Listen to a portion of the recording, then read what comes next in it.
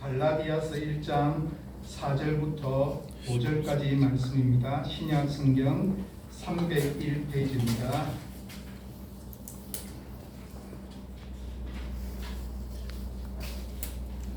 오늘 본문 말씀 갈라디아서 1장 4절부터 5절까지 말씀을 저와 여러분이 다 같이 함께 말씀을 합독하도록 하시겠습니다.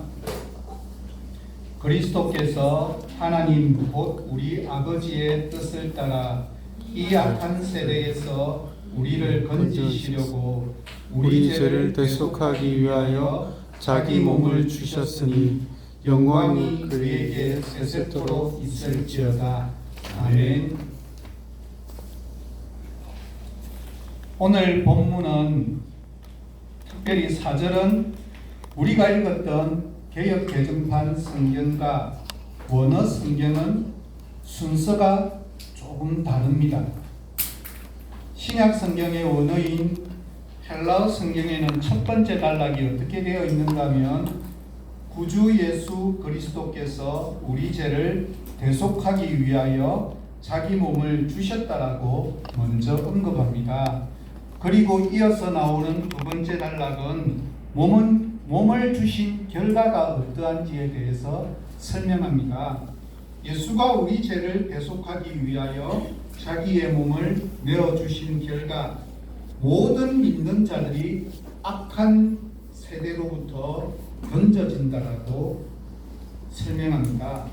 복음을 믿고 영접할 때 모든 진실한 성도들은 악한 세대 속에서 건짐을 받는다는 뜻입니다. 그러면서 마지막 세 번째 단락은 이 모든 일들이 하나님 아버지의 뜻을 따라 일어난 일이라고 기록되어 있습니다. 그러니까 우리가 읽은 성경에는 하나님 아버지의 뜻을 먼저 기록하고 난 이후에 풀었는데 원어를 가지고 보면 순서상 강조하는 것이 먼저 첫 번째, 두 번째고 마지막 총결론적으로 아버지의 뜻을 따른 일이라고 그렇게 기록되어 있습니다. 첫 단락인 예수께서 우리 죄를 대속하기 위해서 자기 몸을 주셨다라고 하는 이 부분이 기독교 복음의 핵심 중에 핵심입니다. 왜 하나님께서 우리에게 은혜를 주시고 평강을 선물로 주셨습니까? 그 이유가 도대체 무엇입니까? 예수께서 우리 죄를 대속하기 위해서 자기 몸을 들이셨기 때문입니다. 예수 그리스도의 사건에 근거해서 우리 모두는 내가 십자가의 사건에 아무 기여도 하지 않고 공로도 없고 자격도 없고 조건도 없는데 은혜를 받고 하나님의 구원의 복을 누리게 되었다는 사실입니다. 구원의 길이 어디에 있습니까? 문제 해결의 방법이 무엇입니까? 가난한 사람을 부자로 만들어주면 되겠습니까? 병든 사람을 건강만 되찾게 하면 되겠습니까? 신분이 낮은 사람을 높여주면 모든 문제가 해결되겠습니까? 이렇게 나의 어려운 문제를 해결해 준다고 해서 구원이 이루어지는 것이 아닙니다. 평등하다고 해서 구원이 이루어지는 것도 아니고 모든 힘들고 어려운 문제를 탁월한 정치적 리더자가 나타나서 그 리더자에 의해서 모든 문제가 해결되어진다고 해서 이루어지는 것도 아닙니다. 성경에서 말씀하는 구원의 기본 개념은 죄로부터 출발합니다. 죄의 문제를 해결해야만 구원을 얻을 수 있다고 가장 우선되어지는 순서의 문제를 죄의 문제로 성경은 설명합니다. 모든 문제 중에 가장 중심에 있는 것이 바로 죄의 문제입니다. 죄의 문제로부터 구원받는다는 것이 성경에서 말씀하는 구원의 개념입니다. 이렇게 먼저 죄의 문제를 해결하고 난 이후에 나의 인격적인 문제, 가정의 문제, 사회적인 문제, 국가적인 문제가 다 다 온전히 바르게 구원받을 수 있습니다. 죄의 문제의 해결이 없는 한 절대로 바른 구원이란 있을 수가 없습니다. 예수께서는 바로 이 죄의 문제를 해결하기 위해서 이 땅에 오셨습니다. 그러면 구원의 방법이 어디에 있겠습니까? 죄의 문제를 해결하시려고 우리를 구원하시고자 할 때 그 방법이 무엇이겠습니까? 본문에서는 뭐라고 이야기하는가 하면 자기 몸을 주셨으니, 4절에서는 그렇게 언급합니다. 예수 본인의 희생이 구원의 길이었다라고 하는 뜻입니다. 부자로 만드는 것, 병을 고쳐주는 것, 그것이 구원이 아니라 자기 희생, 자기를 온전히 내어주는 것으로 구원의 방법이 찾아왔다라는 뜻입니다. 그렇다면 여기에서 예수께서 우리 죄를 대속하기 위해 자기 몸을 주셨다 해서 그리스도께서 우리 죄를 위하여 죽으셨다 하면 될 터인데 왜 자기 몸을 주셨다라고 그렇게 말씀하셨을까? 죽으셨다고 표현하지 않고 주셨다라고 말씀하셨을까? 그 이유가 무엇일까에 대해서 박정근 목사는 갈라디아서 설교집 지금도 우리가 복음을 다시 들어야 하는가에서 바울의 의도를 이렇게 설명합니다. 구약의 제사를 연상하라는 의도라고, 자기 몸을 드리셨다는 말은 제사를 드린다라고 하는 의미라고 해석합니다. 현대적 의미로 이스라엘에서 가장 대표적인 애완동물이 뭘까요? 양입니다. 가장 가까이서 함께 오랜 생활을 지냈던 동물, 그 동물이 양입니다. 그런데 이 애완동물을 잡아야 합니다. 억지로 끌고 가서 제단 위에 눕혀야만 합니다. 그것도 모자라서 배를 가르고 그것에 들어있는 모든 내장을 다 끄집어 내어버립니다. 그것으로도 부족하여서 불로까지 지집니다. 하나님이 왜 이런 잔인한 방법을 시키시는 것일까? 그 이유가 무엇이겠습니까? 그것은 그만큼 우리의 죄가 너무너무 아주 심각하다라고 하는 뜻입니다. 그냥 단순하게 내가 너를 용서해 주겠다라고 하는 말 한마디로 끝날 수 있는 문제가 아니라고 하는 사실을 우리에게 가르쳐 주고 있습니다. 반드시 죄는 심판받아야만 되고 형벌을 가져와야 하는데 이런 우리 죄의 값은 다름이 아닌 사망입니다. 내가 죽어야만 됩니다. 그런데 하나님이 우리를 다 죽일 수가 없어서 그 하나님의 사랑 때문에 하나님께서 제사 제도를 만드셨습니다. 얘들아, 내가 너희의 죄를 보아서는 너를 죽여야겠지만 내가 너를 너무너무 사랑하기 때문에 도저히 너를 죽일 수가 없단다. 그러므로 이렇게 해보면 어떨까? 라고 해서 만들어진 것이 바로 제사 방법을 하나님께서 가르쳐 주었습니다. 해마다 최소한 1년에 한 번은 이스라엘 사람들은 자기의 사랑하는 양을 데리고 와서 그 처절한 모습을 보아야만 합니다. 죽일 때 양이 가만히 있겠습니까? 얼마나 크게 울부짖겠습니까? 그 울부짖는 소리를 들어야 하는 사람의 마음은 또한 어떠하겠습니까? 양을 찔러 죽이면서 자신이 지었던 죄를 생각해 냅니다. 내가 내 죄로 말미암아 이렇게 죽어야만 되는데 나를 대신해서 내가 아끼는 양이 죽는구나. 이것이 바로 배신한다, 대속한다는 의미입니다. 양이 나를 대신하여 죽어야 하듯이 십자가에서 나를 대신하여서 돌아가셨다라고 하는 의미입니다. 이것이 구약에서 끝없이 죄인들을 위해 제물들을 죽이는 것이지만 신약 시대가 열리자 모든 제물은 예수 그리스도께서 자기 몸을 십자가에 들이심으로 말미암아 그 동물들의 죽음을 대신했습니다. 이 부분에 대해서 하종구 목사는 일른 설교 갈라디아스라고 하는 설교집에서 이렇게 설명합니다. 쉼이 없는 세상에서 예수를 모르는 사람들도 성탄절을 얼마나 기뻐합니까? 세상 사람들은 성탄절의 의미를 모르고 기뻐하지만 우리는 알고 기뻐해야만 합니다.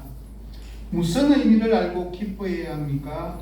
우리같이 자격 없는 자들, 아무 공로 없는 자들에게 하나님의 귀한 복을 선물로 거저 주시기 위해서 예수께서 이 땅에 몸을 가지고 오셨다는 것, 그 몸으로 우리의 모든 질고와 고통을 대신 겪기 위해 우리의 왕으로 오셨다는 것을 알고 기뻐해야 합니다. 그분은 세상에서 제일 위대한 왕이지만 가장 낮고 천한 자리 말구유에서 갓난 아기로 태어나셨습니다. 주님이 능력이 없어서겠습니까?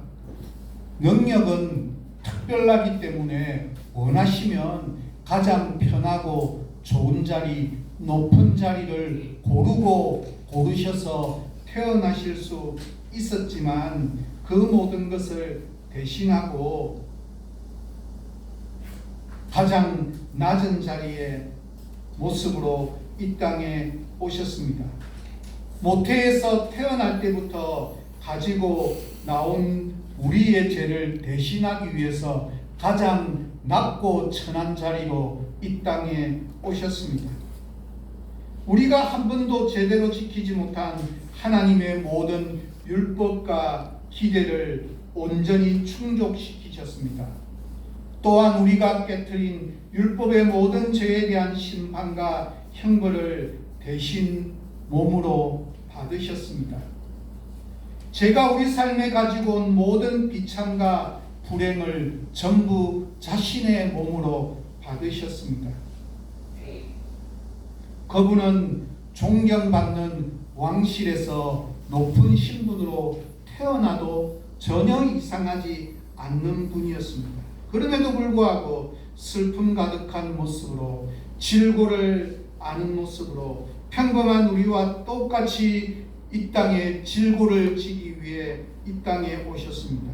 그리고 돌아가셨지만 부활하심으로 우리의 죄를 위한 모든 값을 완전히 지불하셨습니다. 그래서 우리가 다시는 죄 때문에 넘어지지 않도록 예수께서 자신의 몸을 직접 들이셨습니다. 그렇기 때문에 우리는 아무런 자격 없고 조건 없고 공로 없이 하나님의 복과 은혜가 주어졌다는 사실을 알고 기뻐해야만 합니다. 주님은 완전한 값을 치르러 오셨습니다. 그러므로 우리는 자신을 의지하고 사랑하고 꾸미는 것을 멈추고 하나님께서 예수를 통해서 열어놓으신 이 생명의 길을 영접하여야 합니다. 이 복된 은혜가 모든 사람에게 값없이 주어졌습니다.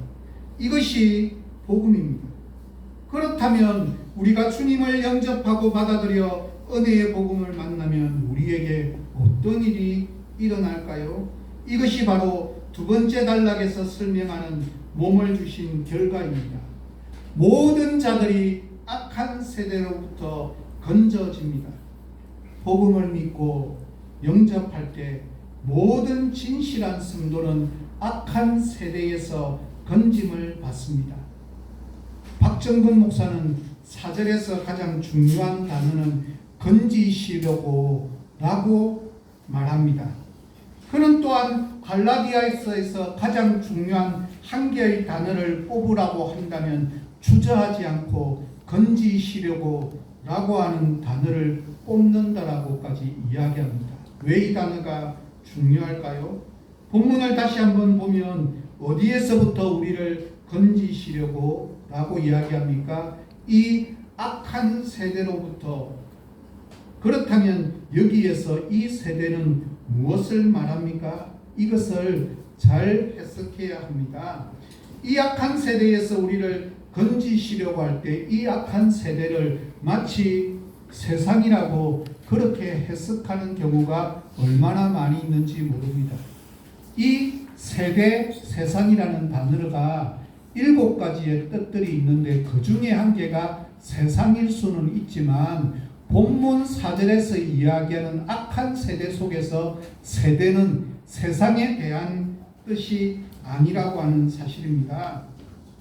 이것을 만약 우리가 세상이라고 해석하고 세상은 악한 곳이라고 번역을 하면 어떤 문제가 생기는가 하면 마치 이런 것과도 똑같습니다. 예수 믿고 나면 어떻게 해야 됩니까? 예수 믿지 않는 사람들은 세상 사람들이기 때문에 그들과는 사귀어서도 안 되고 가까이 해서도 안 되고 그들의 모임에 참석해도 안 된다라고 하는 이야기입니다. 그래서 동창회도 끊고 모임을 하면 오직 교인들, 안 믿는다는 것 때문에 친한 친구하고도 관계를 다 단절해야만 된다는 뜻일까요? 그럼 안 믿는 부모님이라고 관계를 단절해야만 할까요? 그것이 아니라고 하는 사실입니다. 예전에 제가 하나님 나라 복음으로 세워지는 공동체라고 하는 하나복 세미나에 참석했을 때 주 강사 목사는 이렇게 말했습니다. 교인들이 안 믿는 사람들과도 친하고 가까이 지내면서 아파트 동대표도 교인들이 그래서 해라고.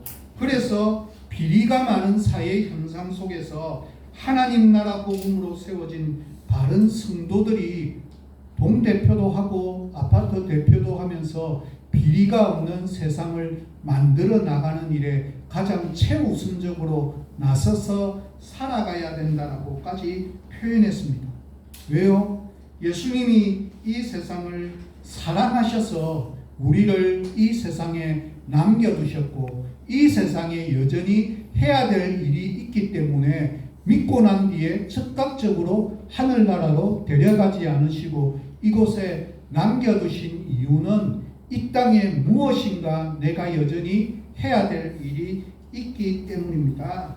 그래서 우리는 꼭 기억해야 합니다.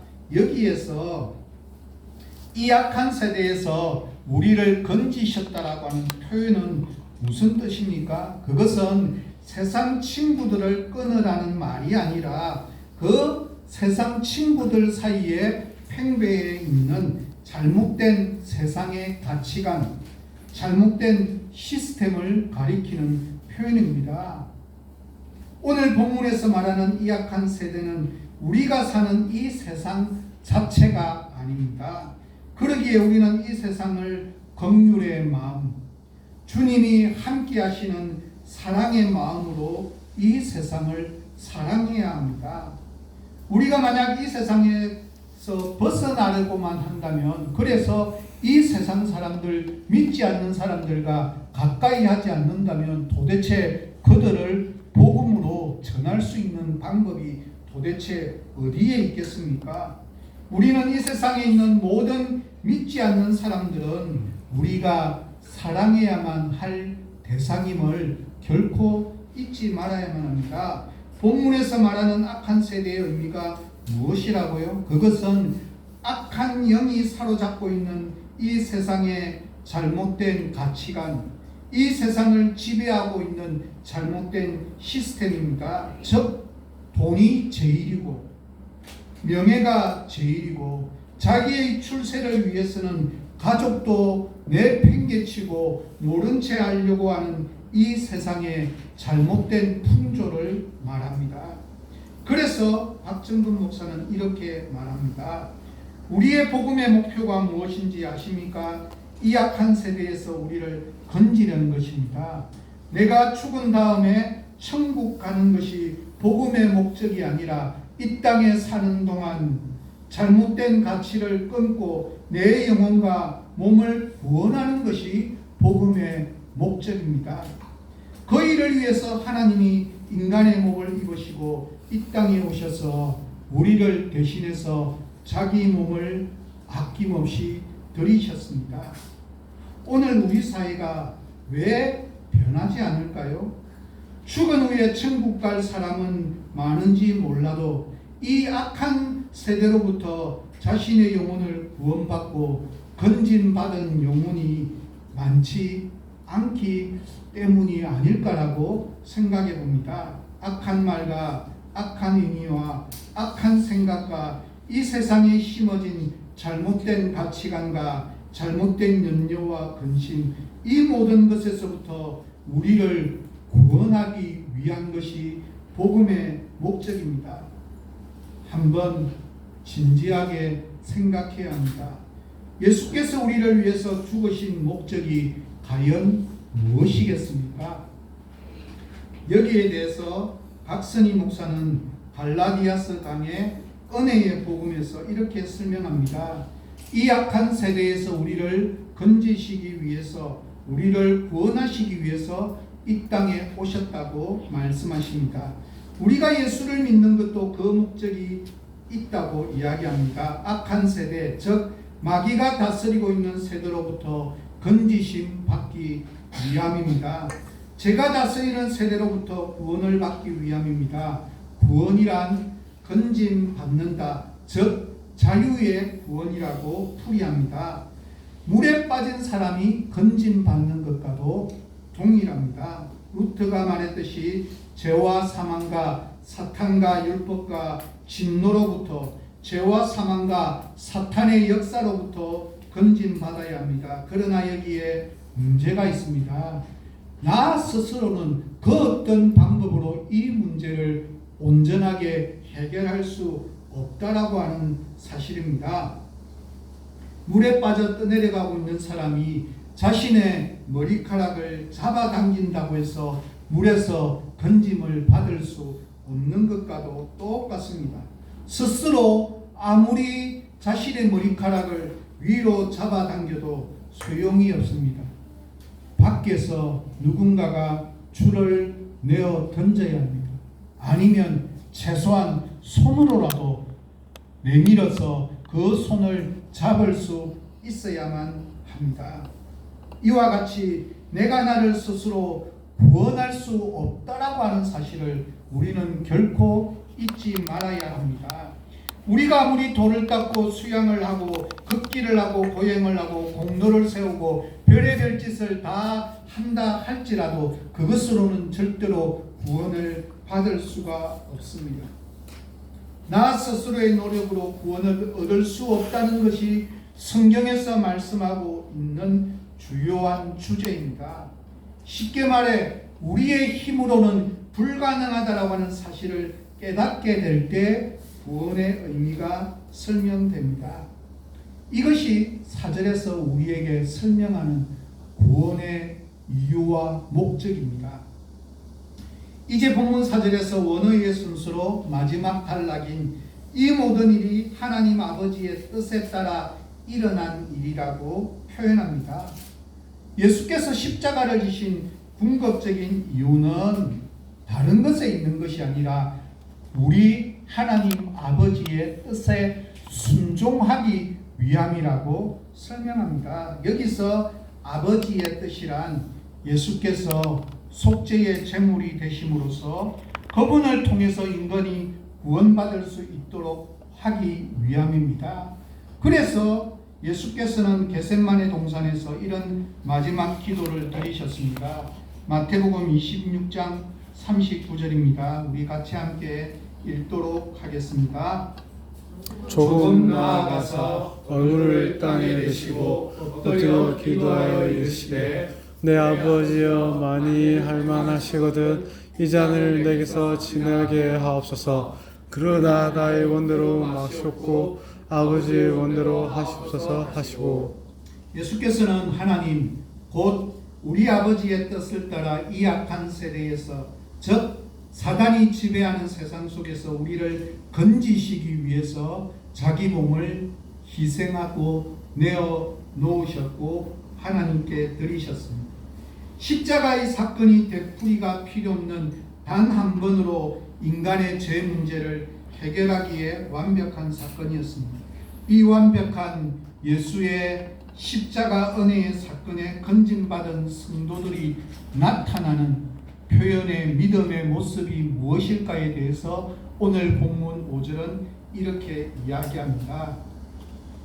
영광이 그에게 세세토록 있을지어다. 아멘. 주님께서 우리를 구원하기 위하여 십자가에서 돌아가셨습니다. 바울은 그 구원의 진수를 설명하면서 다시 감격에 겨운 표현이 바로 5절의 표현입니다. 이 표현은 다른 그 어떤 서신에서도 인사말에서는 한 번도 이런 표현을 사용한 적이 한 번도 없습니다. 그렇다면 바울은 왜 자신의 일반적인 습관이 아님에도 여기에 덧붙일 필요가 있다고 느꼈을까? 여기에 대해서 이한수 목사는 갈라디아서 설교집에서 이렇게 설명합니다. 그리스도를 통한 구속의 복음이 갈라디아인들이 따르고 있는 다른 복음에 의해 대치될지도 모른다는 바울의 깊은 염려 때문에 기인한다. 성령은 그들 가운데 일어나는 비평과 반대를 초월하여 그리스도 안에 있는 하나님의 구속을 찬양한다고 설명합니다. 좀 어렵습니다. 쉽게 말해서 이런 뜻입니다. 복음을 믿고 하나님의 은혜를 알고 있는 사람들은 세상을 살아가는 방법이 무엇일까요? 그것은 하나님께만 영광을 돌리는 사람으로 변화가 일어난다라고 하는 뜻입니다. 이 악한 세대의 특징은 사람에게로 영광을 돌리고 사람을 침송하고 사람을 덧높이는 시대의 특징이 악한 시대의 모습입니다. 아니면 자기 자신에게 모든 영광을 돌리고 자신의 특별한 비법에 의해서 수고에 의해서 어떤 일이 일어났다라고까지 말하는 시대입니다. 사람의 악함은 자기 자랑, 자기 근세, 자기 자신을 높이는 것이라고 설명할 수가 있습니다. 자기와 관련된 사람을 높이기도 합니다. 자기가 섬기어야 될 사람을 높이는 것이 그렇게 나타납니다. 그래서 사람을 영화롭게 하고 자신을 영화롭게 표현합니다. 그러나 사람은 금방 돌았으면 그 칭찬했던 사람을 비난하기 쉬운 존재가 인간의 연약함의 모습입니다. 실컷 높이고 나면 언제 그랬냐는 듯 언젠가는 욕하고 저주와 판단하고 심판이 난무하고 뒤에서 온갖 말들을 나쁜 말을 하기 마련입니다. 그게 연약한 우리 인간의 모습입니다. 그러나 성도는 은혜를 알기 때문에 하나님만 영화롭게 해야 됩니다. 영광은 사람에게 속한 것이 아니라 하나님의 것입니다. 사람은 불쌍히 여기고 사랑하고 아끼고 보호해야 될 존재입니다. 세상 사람들은 사람을 영화롭고 가치 있게 여기는 것 같지만 사실은 그렇지 않습니다.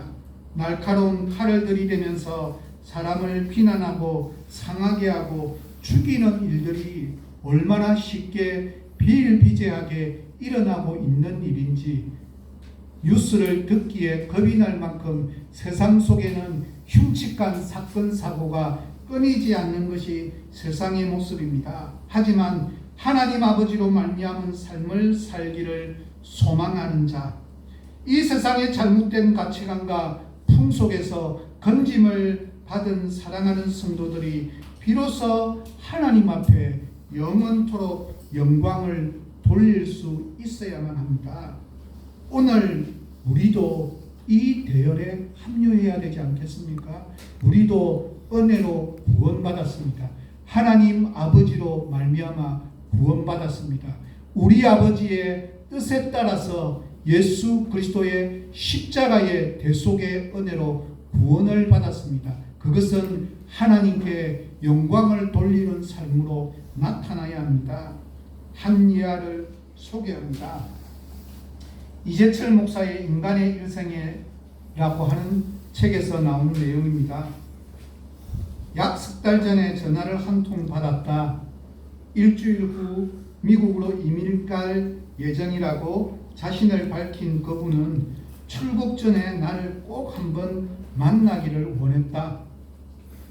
미국으로 출발하기 전날 부부가 함께 찾아왔다. 전화를 한 분은 남자였는데 정작 나를 만나기 원한 분은 그분의 아내였다. 20년에 걸친 사회생활의 경력을 지닌 그녀는 교묘한 방법으로 막대한 공금을 횡령하였다.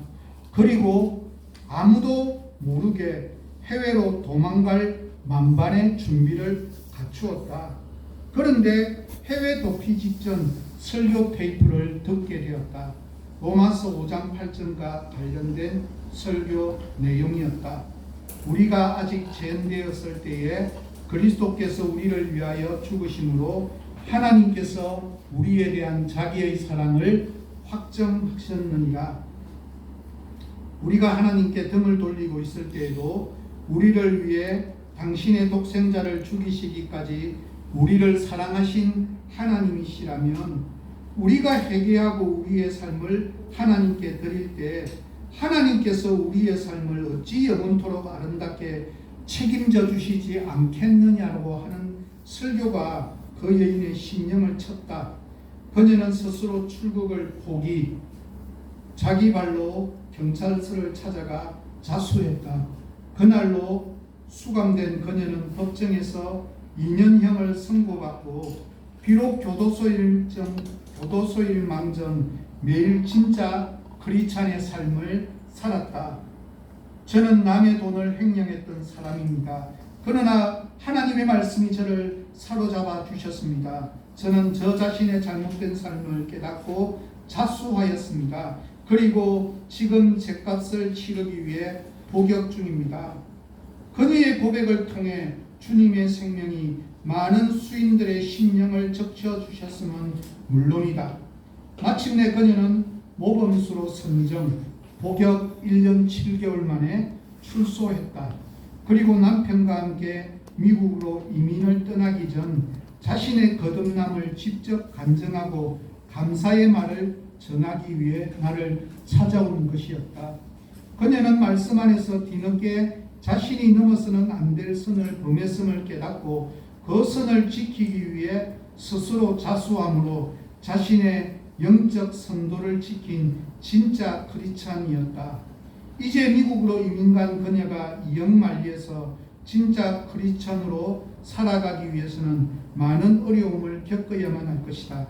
그러나 나는 믿는다. 영적 성도를 지켜가는 그 과정을 하나님께서 반드시 책임져 주시며 하나님께서는 언제나 그런 진짜 크리스찬을 통해 역사한다는 사실을 말이다. 저는 이제 말씀을 마무리합니다. 지금 이 시간 한번 조용히 내 자신을 돌아보면서 묵상해 봅시다. 과연 나는 하나님 아버지로부터 말미암은 삶인 하나님 아버지께 영광을 돌리는 삶을 살아가고 있는지, 내가 과연 새롭게 태어난 그리스도인이 맞는 것인지, 주님 오늘 나를 변화시켜 주옵소서. 우리의 남편과 아내, 부모와 자녀가 변화되어야 한다고 우리는 누누이 이야기합니다. 그러면서 내가 변하지 않습니다. 주님, 우리 가정에 잘못된 변화가 일어나지 않음을 남에게 돌리지 않게 하시고, 주님, 내가 변화되기를 바란다라고, 그렇게 우리는 내가 하나님으로부터 말미암은 삶을 살아야만 되는 것이 진짜 구원에 이른 사람의 모습이라고, 이 악한 세대에서 건진받기를 정말 원한다면, 그래서 이 악한 세대를 따르지 않고 하나님 나라 복음의 가치를 가지고 살아간다면, 그래서 내가 변화된 존재가 되었다면, 우리는 하나님께만 영광을 돌리는 존재가 된다면, 우리는 다른 사람이 아닌 내 자신이 먼저 새로운 존재로의 변화가 일어나야만 된다라고 그렇게 말씀하고 있습니다. 제약된 세상의 간섭을 끊어버려야 합니다. 건진받아야만 합니다. 이것이 하나님 나라의 복음입니다. 우리가 정말 이 복음을 이해한다면 이 악한 세상의 모든 풍속에서 우리를 건져내어야만 하고 구분해서 살아가야만 합니다. 어떻게 구분하여야 할까요? 거룩하게 하나님의 말씀을 따라 순종하며 살아가야만 합니다. 이 악한 세대 속에서 사람을 참되게 사랑하고 아끼면서 살아가야 하지만, 하나님 한 분만을 영화롭게 하는 참된 성도의 삶을 소망하며 살아가는, 그것이 바른 그리스도인의 모습이라고 그렇게 오늘 본문은 말씀하고 있습니다. 그러기에 우리 청안에 속해 있는 모든 식구들은 하나님의 은혜로, 예수 그리스도의 십자가의 대속의 은혜로 우리를 대신한 죽음의 문제를 해결해 주신 그 주님의 은혜를 받았다면 하나님께 영광을 돌려야 되지만, 먼저 우리는 악한 세대로부터 벗어나는 건짐을 받았다는 사실을 기억하기에 이 세상의 가치관을 따르지 아니하고 하나님 나라 복음의 가치관에 따라 순종하며 살아가는 귀하고 복된 우리 모두가 다 되어지시기를 예수 그리스도의 이름으로 간절히 부탁드립니다. 함께 기도하도록 하겠습니다. 말씀으로 우리를 인도하시는 하나님, 감사합니다. 내가 그 어떤 방법으로도 나의 죄의 문제를 해결할 수 없지만, 예수 그리스도께서 우리 하나님 아버지의 뜻에 따라 순종함으로 말미암아서 우리가 이 악한 세대 속에서 건짐을 받았고 죄의 문제를 해결했고 영원한 생명을 보장받았음에도 불구하고 이 악한 세대의 가치관에 따라 이 악한 세대의 모습에 흉내내며 살아가고 있는 어리석은 삶의 모습을 돌아봅니다. 하나님 도와주옵소서. 하나님